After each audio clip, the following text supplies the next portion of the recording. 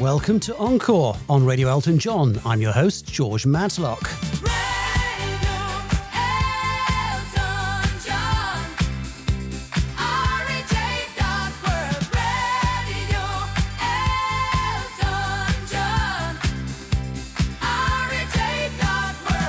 Well, you heard the percussion mix intro of one of Elton's best love songs, and probably one of the best known entrees too. Which one was it though? We will be exploring this song from the angle of how it became Elton's first solo UK number one, as we reveal the story of Britain's best loved disc jockey. No, it's very kind of you, but it's not me. It's the lovely and much missed radio innovator, Steve Wright.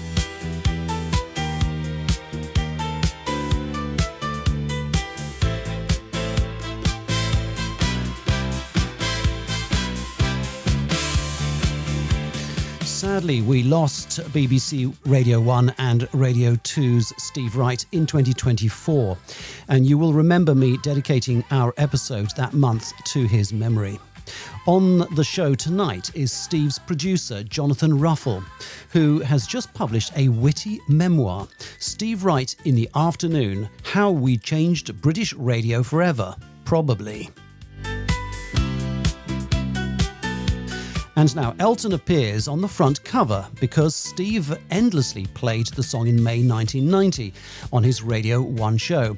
And the following month, the record company decided to re-release it, and it scaled number one for 5 weeks during the World Cup season. So as we indulge in the US, Canada and Mexico World Cup soccer tournament currently on, it seems only fitting to recount the story of how 3 days after hitting number one, Elton paid Steve Wright a visit in his show to say thank you.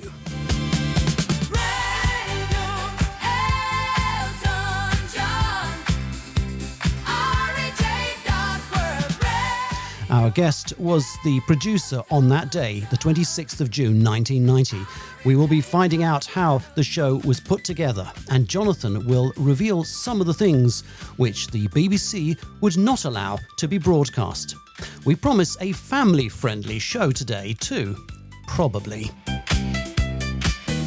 Recorded in the aptly named Elton Mowbray in England, we lend the mic to the fertile imagination of Jonathan Ruffle.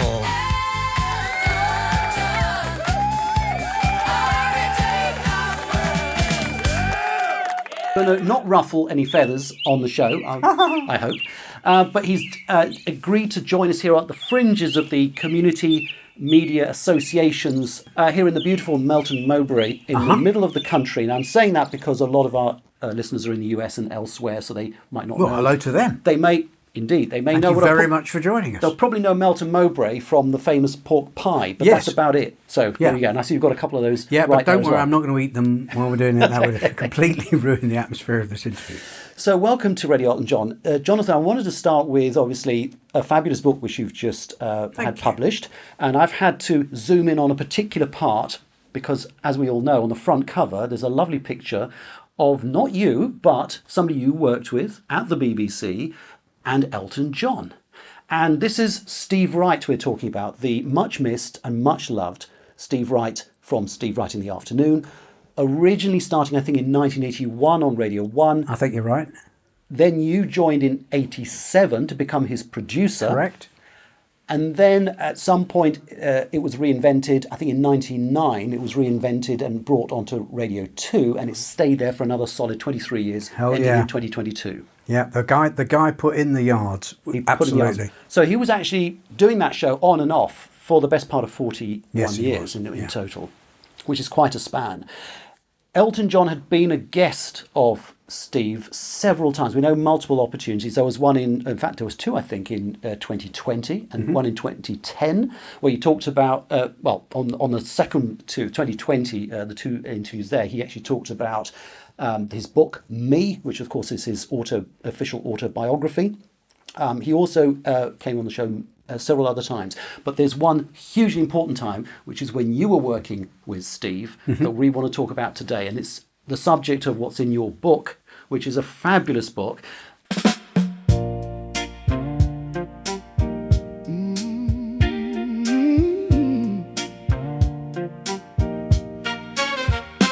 It was 1990, just after 3. Steve Wright said, "Guess who's dropped in for tea?" The phones all lit up, the jingle bells rang. Then Elton walked in, wearing shades with a twang. "Good afternoon, Elton," Steve said with a grin. "Have you parked that piano or driven it in?" Elton laughed loudly, said, "Don't be absurd. It needed its own parking permit, I heard." Oh, Elton on Steve Wright in the afternoon, talking about records and humming a tune. The listeners chuckled from Plymouth to Crewe, while Janie read traffic and nobody knew if Elton would sing or just drink all the tea. It was Britain's most glamorous radio spree. Steve played a record, then played the wrong side. Elton said, "Wonderful choice," though he lied. A caller named Keith asked, "What's fame really like?" Elton replied, "Mostly waiting for flights." The newsreader coughed, the producer looked pale. Someone knocked over a promotional whale. But Elton kept smiling, as cool as could be, like a rocket man stranded at BBC. Oh, Elton on Steve Wright in the afternoon, brightening a Wednesday in rainy June.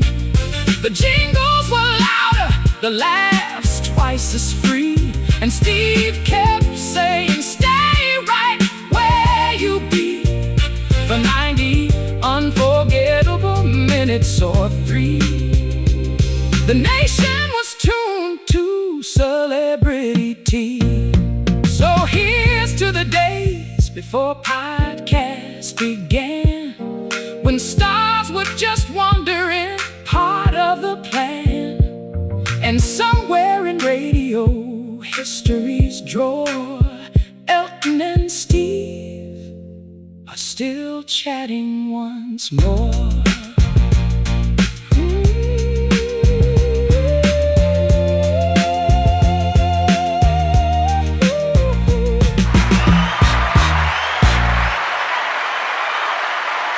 Today you've just come literally off the stage where you've been talking to radio professionals about various technical and nerdy things.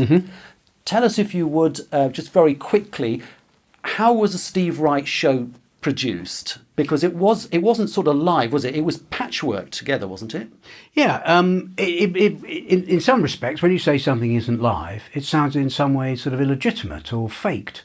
But it wasn't really, because what Steve was doing, and I had a background as a Sparks at the BBC, so I was a very keen editor, was to really only give the audience the good stuff and lop out the not so good stuff. And that, Steve we really applied that to every single aspect of the show. The sketches that we did, the talky bits that we did, the phoner contributions, which people might remember from Gavin McCoy as Sid the Manager, Mr. Mad doing his thing, Phil Cornwall doing his David Bowie and Mick Jagger impressions. All of those would be tuned up. They'd all be chopped down to check that we only gave the audience the very best thing. Because comedy, by the way, needs to be edited. You can't do comedy as a lazy process. It's about timing, emphasis, and stress, as we used to say, deliberately pronouncing it wrong. But it's those three things that make jokes work. So you can't just put a lazy, great slew of stuff out. You tighten it all up. You want more from Radio Elton John? You are listening to a preview. You can get the full episode, plus all episodes since 2022, with a REJ Platinum channel subscription. It costs just $5 for a full year. Plus, you get new episodes faster. Sign up at REJ.World or buy from the REJ app. Remember, REJ Silver Channel has only the last 12 months of Encore totally free.